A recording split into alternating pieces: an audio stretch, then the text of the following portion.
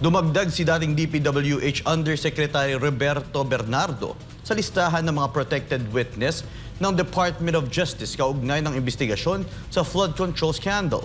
Sa kanyang mga pahayag, may mga mambabatas siyang idinawit sa anomalya. Inirekomenda na rin ng NBI ang pagsasampa ng mga reklamo laban sa kanila. Si Margot Gonzalez magbabalita. Matapos tumistigo sa Senado ay dinala agad si dating DPWH Undersecretary Roberto Bernardo sa Department of Justice para sa kanyang supplemental affidavit at para sa mga reklamong isasampa ng National Bureau of Investigation o NBI sa mga pinangalanan nito sa pagdinig. Ilan sa mga ikinanta nito ay sina Senator Chis Escudero, dating Senador Bong Revilla, Nancy Binay at ako Bicol Party List Representative Saldico bilang mga nakakuha ng kickback sa flood control projects. Pero sir, anong complaints? Yun din, same as malversation probably, indirect bribery. Doon po sa mga binanggit niya sa Senate hearing. Yes. Lahat sir ng mga binanggit. Lahat ng binanggit, yes. Si Saldico na kasalukuyang nasa labas ng Pilipinas, tinatrack na raw ng Department of Justice. Ayon kay Justice Secretary Rimulya, nasa lookout bulletin na ang kongresista. He's being tracked already. We're trying to track him and maraming tumutulong na tao. Initially, sir, can you confirm if nasa Spain ba talaga siya? Well, there's a boarding pass.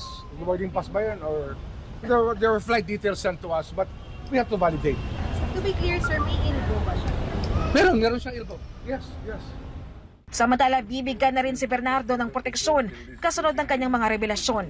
Ito ang pinakabagong naisama sa listahan bilang protected witness ng DOJ sa investigasyon laban sa anomalya sa flood control.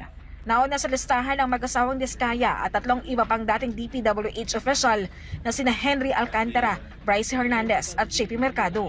Sila ay kasalukuyang may professional acceptance lang sa Witness Protection Program. Pero paglilinaw ng DOJ, hindi pa sila lusot sa pananagutan sa kanilang naging bahagi sa flood control scandal sa ilalim ng kanilang status bilang protected witness. Ang tanging saklaw lang nito ay ang pagbibigay sa kanila ng escort at seguridad. Provisional means they're not at stake witnesses, if there will be. But it's our duty to protect them because witnesses who will testify in a criminal prosecution for the government against the persons who violated the law need protection. And they ask us for help, they wrote us letters, at least we can offer physical protection. Kapag ang mga ito ay hindi tuluyang nag-qualify bilang state witness, Sinasabi nga namin, pag nagsabi ka ng totoo at ikaw naman ay hindi na nakuha ng state witness, at least pwede ka mag-plea bargain, you can reduce the gravity of the penalties that can be imposed on you by showing good faith. Kasi hindi naman pwede lahat state witness eh. Well, kailangan may managot pa rin. para sa Diyos at Pilipinas ko mahal, Mark Gonzalez, SMNA News.